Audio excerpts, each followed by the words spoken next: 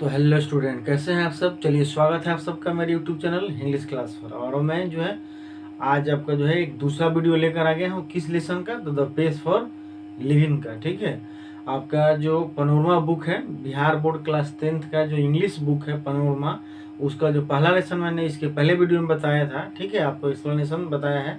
आप वहाँ से जाकर, मेरे चैनल पर है, आप वहाँ से जाकर देख लीजिएगा। आज उसका जो शॉर्ट आंसर क्वेश्चन है उसको मैं लेकर आ गया हूँ, और इसके बाद वाले वीडियो में जो है मैं उसका ऑब्जेक्टिव क्वेश्चन लेकर आऊँगा।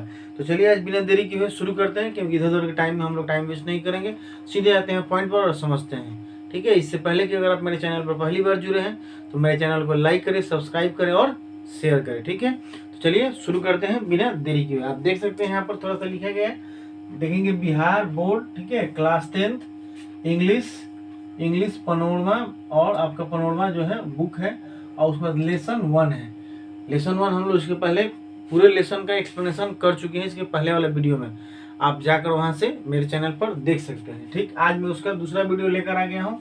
आप लेसन देखिए यहाँ पर, the page for living, the page for living, जीने की रफ्तार।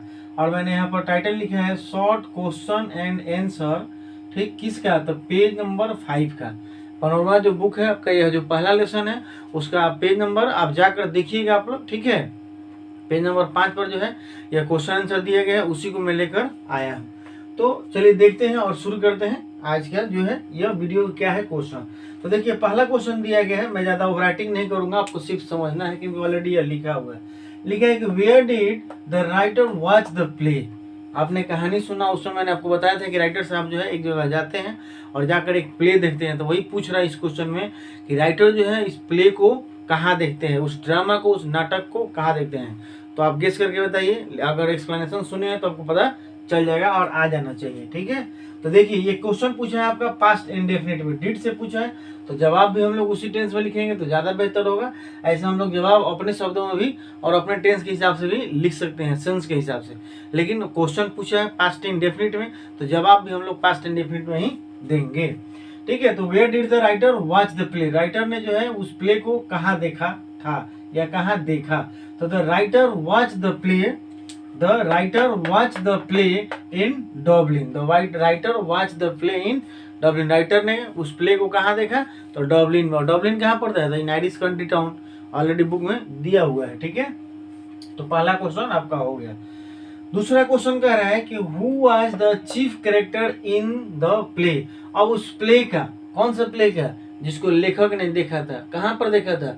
डब्लिन में। उस प्ले का, उस ड्रामा का, उस आपका जो है कहानी का जो है वह आपका चीफ कैरेक्टर कौन था, मुख्य पात्र कौन था, मतलब हीरो आप कह सकते हैं। उस किसको माना गया, उस प्ले का लेखक ने किसको माना? तो आंसर देखिए हु वाज से। अच्छा, जो क्वेश्चन हु से पूछता है ना, उसका जवाब देना बहुत ही आसान होता है।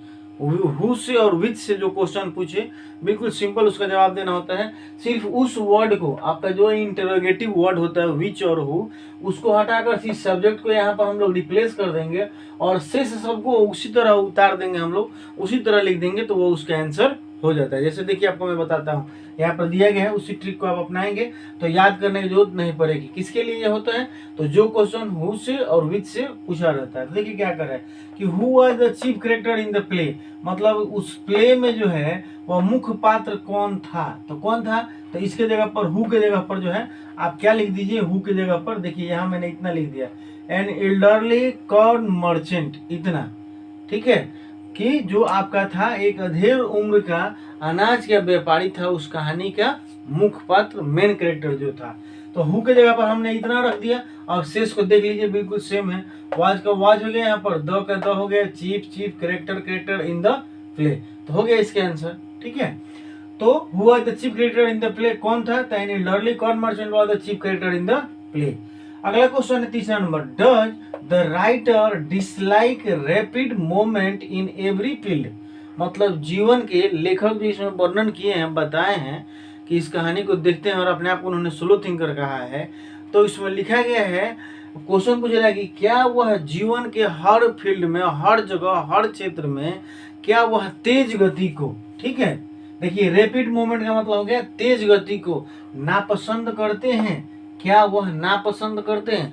तो आप बताइएगा कि नापसंद करते हैं कि नहीं, कहने क्योंकि मैंने वीडियो में इस लेसन को जो पढ़ाया है तो मैंने आपको उसमें बताया है, आप उसको सुनिएगा ठीक से, आपको पता चलेगा यह बात। चलिए मैं बता देता हूँ।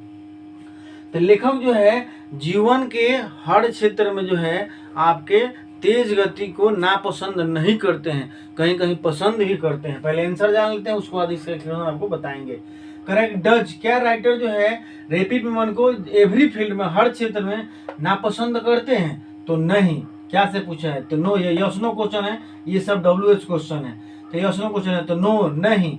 द राइटर, अब प्रेजेंट इंडेफिनिट में पूछा है तो प्रेजेंट इंडेफिनिट में ही जवाब इसका देंगे। No, the writer doesn't dislike, नहीं, लेखक जो है वह नापसंद नहीं करता है rapid movement in every field, ठीक है, तेज गति को प्रत्येक फील्ड में नापसंद नहीं करते हैं। इसका मतलब यह हुआ कि वह कभी कभी किसी किसी क्षेत्र में, किसी किसी फील्ड में पसंद तेज गति को करते भी हैं।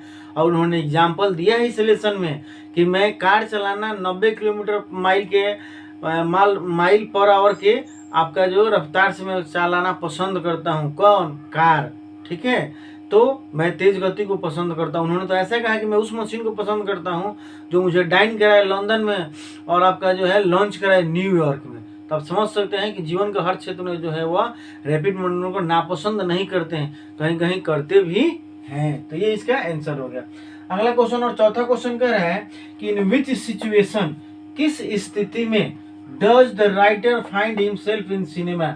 आपने इस लेसन के लास्ट पैराग्राफ में देखा और सुना कि लास्ट पैराग्राफ में लेखक प्रूव करने के लिए कि मैं स्लो थिंकर हूँ, प्रूव करने के लिए सिनेमा जाते हैं। किसके साथ? अपनी पत्नी के साथ। और जाने के बाद इनको 2-3 मिनट तक कुछ नहीं समझ में आता। अपने आप को बहुत ही होपलेस फक सिचुएशन का मतलब आपका हो गया, अपने आप को यह निराशाजनक स्थिति में पाते हैं। तो वही क्वेश्चन पूछ रहा है कि लेखक जो है सिनेमा जब जाते हैं, in the cinema in which situation, किस स्थिति में does the writer find himself, अपने आप को वो पाते हैं।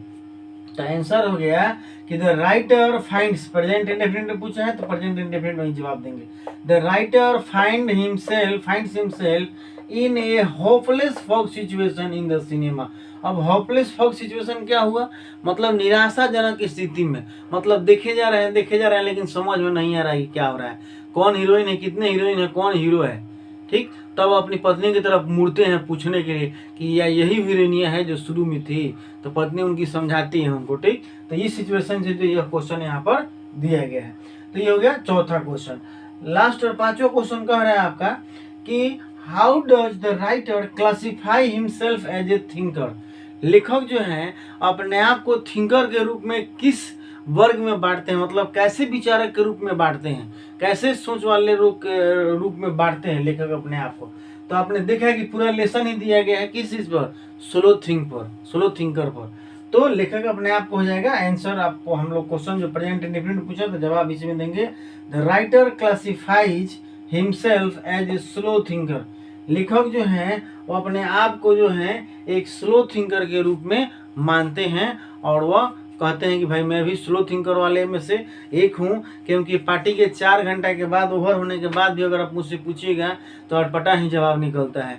अगर कोई आप टेस्ट लेना चाहते हैं इंटेलिजेंट टेस्ट, तो मैं उसमें पीछे से 1 नंबर आता हूँ, ऐसा लेखक जवाब देते हैं प्रूफ करने के लिए कि मैं भी स्लो थिंकर में से हूँ, ठीक है। तो स्टूडेंट ये था आपका शॉर्ट आंसर क्वेश्चन।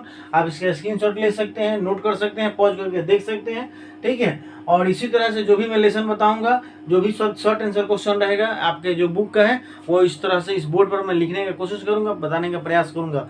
अगले वीडियो में मैं जो है इस लेसन का ऑब्जेक्टिव क्वेश्चन लेकर आपके सामने आऊँगा। तो आप मेरे चैनल से बने रहिएगा इंग्लिश तैयारी के लिए। खासकर अगर आप इंग्लिश को अच्छे ढंग से इम्प्रूव करना चाहते हैं, अच्छे नंबर लाना चाहते हैं 2026 के एग्जाम में, तो आप मेरे चैनल से जुड़े रहिएगा। निश्चित ही आपको लाभ मिलेगा, फायदा मिलेगा। आपका अगर कोई सुझाव है, अगर कोई राय है तो आप मुझे कमेंट बॉक्स में दीजिएगा। चलिए आज के लिए इतना ही। Thank you.